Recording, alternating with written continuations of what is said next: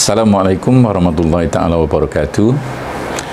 Kerajaan pusat telah memutuskan untuk melaksanakan penutupan sektor sosial dan ekonomi ataupun total lockdown fasa pertama di seluruh negara bagi tempoh 14 hari bermula 1 Jun hingga 14 Jun 2021. Sepanjang tempoh ini, semua sektor tidak dibenarkan untuk beroperasi kecuali sektor ekonomi dan perkhidmatan perlu atau Essential Economic and Service Sector yang disenaraikan oleh Majlis Keselamatan Negara. Saya sebagai Ketua Penerangan Bersatu Johor ingin menarik perhatian rakan-rakan semua kepada pentingnya kita mematuhi SOP sepanjang PKP penuh ini, dan juga yang kedua memahamkan ataupun memahami apakah yang dibenar dan tidak dibenarkan sepanjang PKP. Antara perkara yang dibenarkan ialah e-dagang, contohnya pesanan makanan melalui online. Yang kedua, pembaikan kenderaan. Seterusnya, pergerakan ke luar negara hanya bukan warga negara sahaja, dan kepulangan warga negara perlu menjalani pemeriksaan atau karantin selama 14 hari. Infrastruktur dalam pembinaan yang in progress yang menjejaskan keselamatan jika tak diteruskan boleh diteruskan tertakluk kepada penilaian JKR dan Jabatan Keselamatan dan Kesihatan Pekerja DOSH. Pengurusan kematian dengan penglibatan yang minima dibenarkan, perkhidmatan elektrik dan tenaga diteruskan, pengurusan sisa pepejal dan pembentungan diteruskan, perkhidmatan air, pengangkutan darat, laut, udara termasuk e-hailing diteruskan. Stesen minyak beroperasi dari jam 6 pagi hingga 8 malam, kecuali stesen minyak di Lebuh Raya Bertul boleh beroperasi sehingga 24 jam. Restoran, warung, penjaja kecil, food truck, food court, restoran dalam hotel dibenarkan kecuali dine-in ataupun makan di dalam. Tidak dibenarkan. Peruncitan, kedai runcit, kedai serba-neka, pasar raya, pasar awam, pasar borong hanya boleh beroperasi dari jam 8 pagi hingga 8 malam sahaja. Bermakna kedai runcit memang boleh dibuka dari 8 pagi hingga 8 malam. Tidak perlu meminta kebenaran daripada MITI atau pihak-pihak lain. Ini dibenarkan. Operasi kesihatan, hospital, klinik, farmasi awam dan swasta, kedai ubat tradisional yang berdaftar, veterina dan pusat dialisis juga dibenarkan. Antara perkara yang tidak dibenarkan adalah perhimpunan keagamaan, sukan, riadah, majlis kenduri, keraian, perhimpunan, persembahan, konsert, zumba, kelab malam memang tidak dibenarkan, dan siapa yang melanggar tunggulah saman daripada pihak berkuasa. Sekarang bukan polis sahaja yang boleh mengeluarkan saman, DO, KADO, ADO juga boleh mengeluarkan saman. Dia diberi kuasa sebagai pegawai penguat kuasa. Pergerakan dalam negara tidak dibenarkan kecuali bagi tujuan mendapatkan keperluan asas dan akses kesihatan. Ini semua untuk mengelakkan kita ditahan di roadblock. Kita perlu ada dokumen-dokumen yang menunjukkan kita ada keperluan, contohnya akses kesihatan. Kalau kita nak pergi ambil jab di luar daerah, kita mesti ada dokumen untuk menunjukkan kita memang ada appointment pada hari berkenaan. Bagi menghadapi PKP 3.0 ini, kerajaan terus menyusun strategi untuk memastikan kehidupan rakyat dan pembangunan ekonomi dapat diteruskan. Kali ini, kerajaan telah memperkenalkan program strategik memperkasa rakyat dan ekonomi tambahan ataupun Pemerkasa Plus dengan nilai keseluruhan sebanyak ringgit Malaysia 40 bilion. Langkah baharu Pemerkasa Plus akan dilaksanakan dalam 3 matlamat utama seperti berikut. Pertama, mempertingkatkan kapasiti kesihatan awam. Kedua, meneruskan agenda prihatin rakyat. Dan ketiga, menyokong kelangsungan perniagaan. Matlamat pertama iaitu mempertingkatkan kapasiti kesihatan awam, antaranya ialah tambahan 1 bilion bagi perbelanjaan berkaitan COVID-19. Antara yang terkandung dalam matlamat ini, antara aktivitinya ialah memperuntukkan 450 juta bagi meningkatkan kapasiti katil dan peralatan ICU bagi rawatan COVID-19 di Hospital Seliaan Kementerian Kesihatan Malaysia, Hospital Pengajar Universiti Awam dan Hospital Medan. Kedua, memperuntukkan 550 juta ringgit untuk menampung keperluan perbelanjaan berkaitan COVID-19.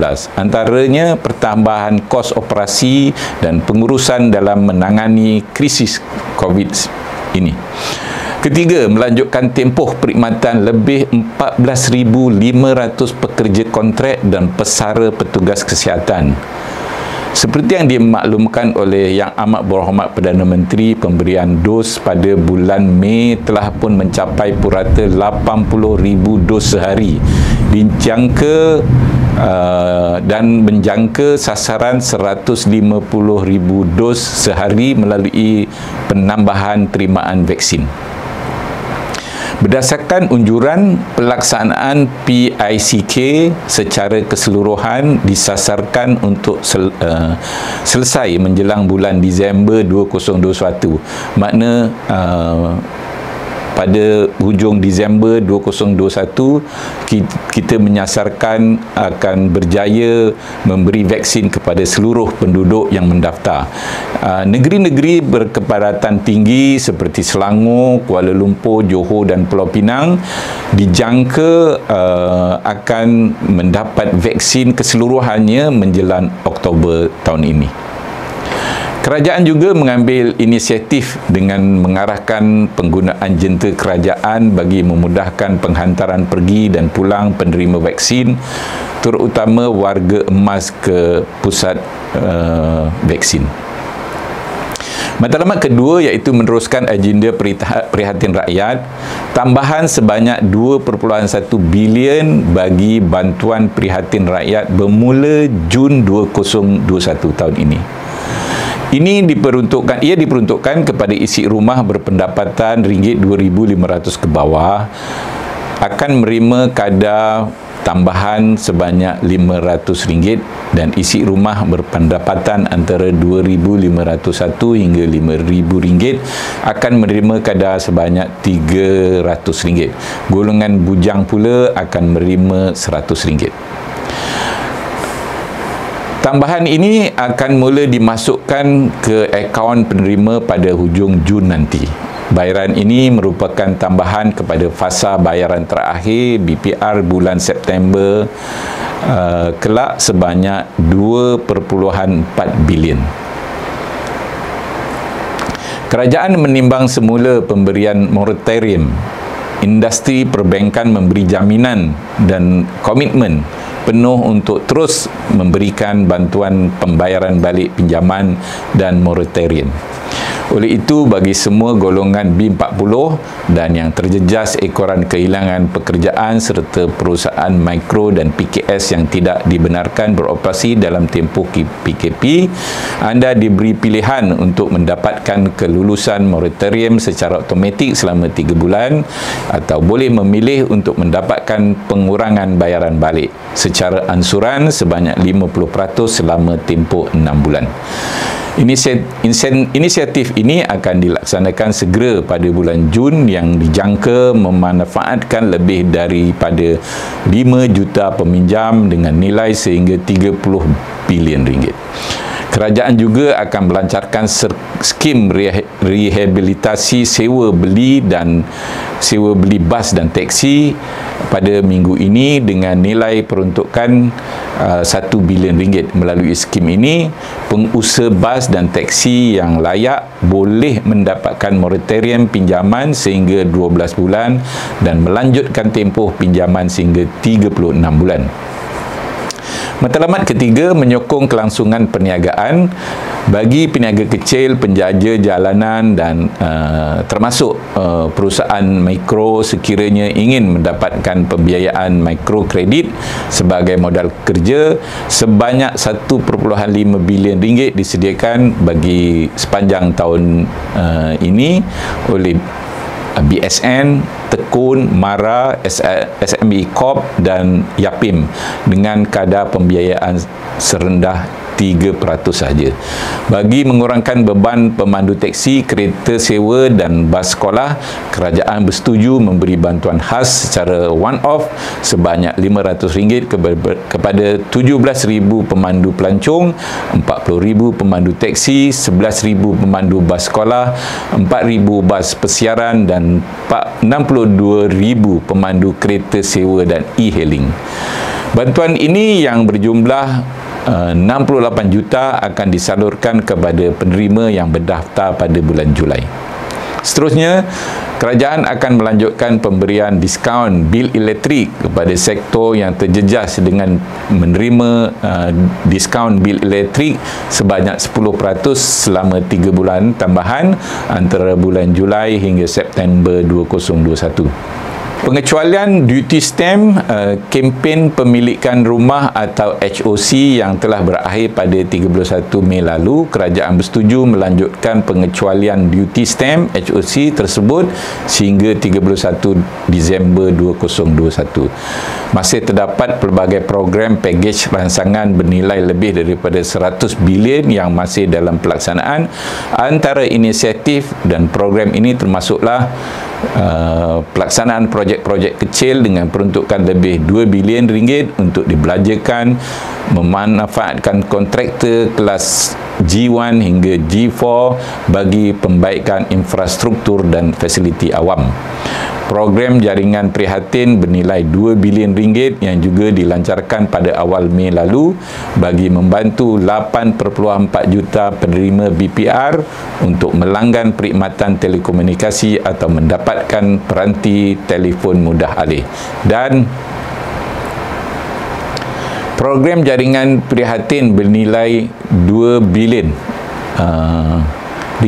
yang juga dilancarkan pada awal Mei lalu bagi membantu 84 juta penerima BPR untuk melanggan perkhidmatan telekomunikasi atau mendapatkan peranti telefon mudah alih, dan program e-belia yang akan dibuka pendaftaran mulai 1 Jun 2021, makna sudah dibuka, bagi membolehkan 2 juta belia dan pelajar IPT yang layak untuk mendapatkan kredit bernilai RM150 dari penyedia perkhidmatan e-tunai.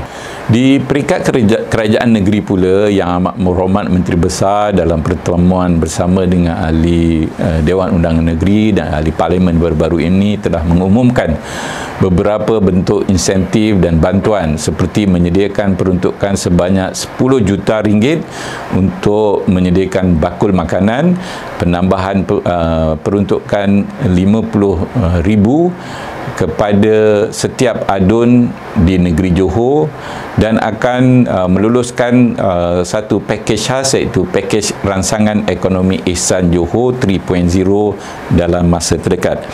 Kerajaan negeri juga berusaha untuk mendapatkan bekalan vaksin seperti yang diumumkan baru-baru ini melalui kerjasama dengan Yayasan Temasek Singapura, mendapatkan kit testing kit bagi COVID-19 supaya mudah diperoleh oleh jabatan-jabatan kerajaan untuk melakukan ujian ke atas mereka yang disyaki